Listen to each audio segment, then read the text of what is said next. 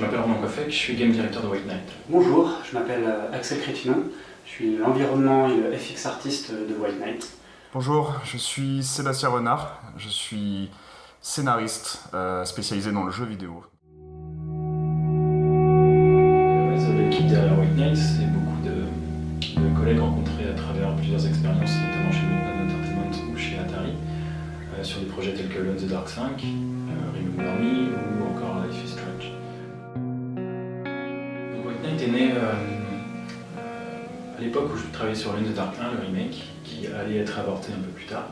À ce moment-là, j'avais vu un court-métrage qui s'appelle Peur du Noir de Richard Maguire, qui est un court-métrage entièrement en noir et blanc. Et je me suis dit tout de suite qu'un rendu noir et blanc pourrait très bien coller à un gameplay. Le projet a démarré comme un hommage au cinéma noir et blanc, donc au polar noir, au cinéma d'Alfred Hitchcock aussi. Donc à la base, White Knight, c'est donc l'envie de faire un survival horror en noir et blanc, à l'ancienne, et en même temps on voulait y intégrer beaucoup de références cinématographiques, on voulait avoir un rendu cinématographique. Le jeu s'est rapidement dessiné comme étant quelque chose d'assez cinématographique, mais aussi d'assez littéraire, dans la mesure où on savait qu'on n'avait pas des moyens infinis. Du coup pour nous, le but principal était de créer un jeu avec une identité très forte et un lien très fort entre tous les éléments, pour que le jeu soit un tout, et pas seulement un gameplay, pas seulement une direction artistique. Du coup, en réfléchissant à tous les aspects de White Knight, on s'est rendu compte que le noir et blanc, donc la lumière, était un lien très fort entre tous les aspects du jeu, c'est-à-dire le game design, la direction artistique et le scénario.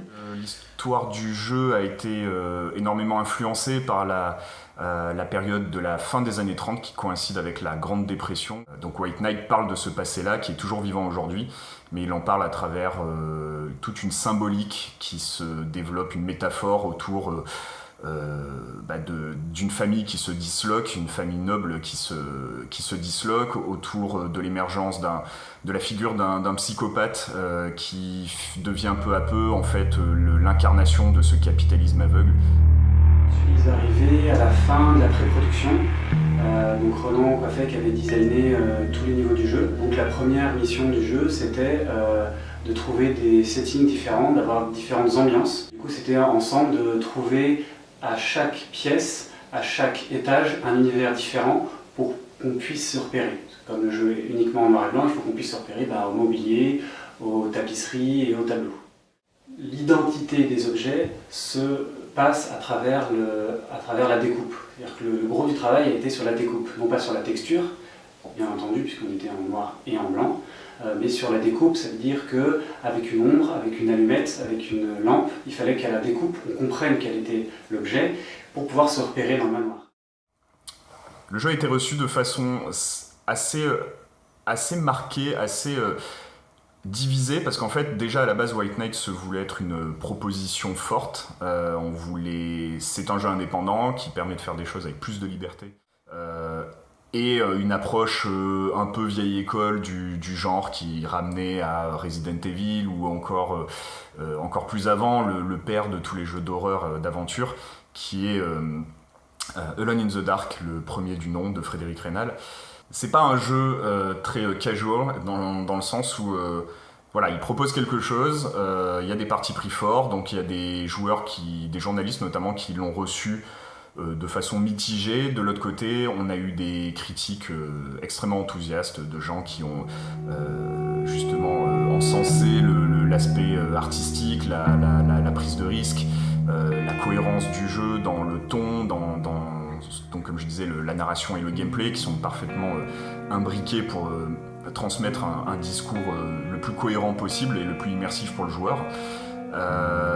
Donc voilà, on s'attendait un peu à ça, mais au final on est content quand même de la note qu'a eu le jeu globalement.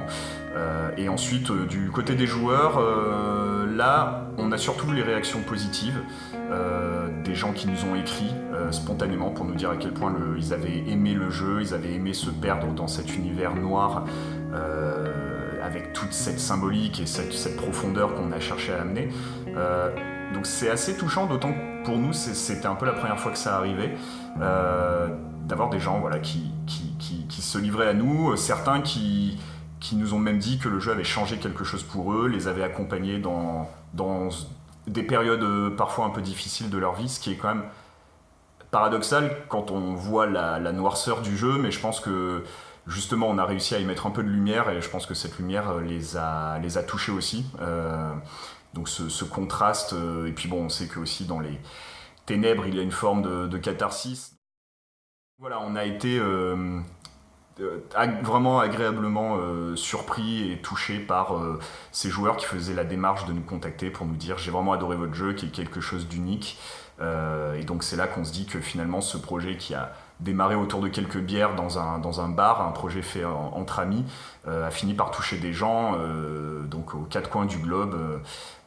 Et c'est là qu'on se rend compte que voilà, on prend un petit peu de recul et on se dit que ce qu'on fait, ça peut avoir une importance, ça peut avoir un impact, et c'est ce qui fait toute la beauté du geste, et que finalement on fait des jeux comme on les aime, et quand des gens nous disent qu'ils aiment nos jeux, c'est parce que finalement en fait on est un peu comme ces gens-là. Voilà, on est des joueurs et on adore ça.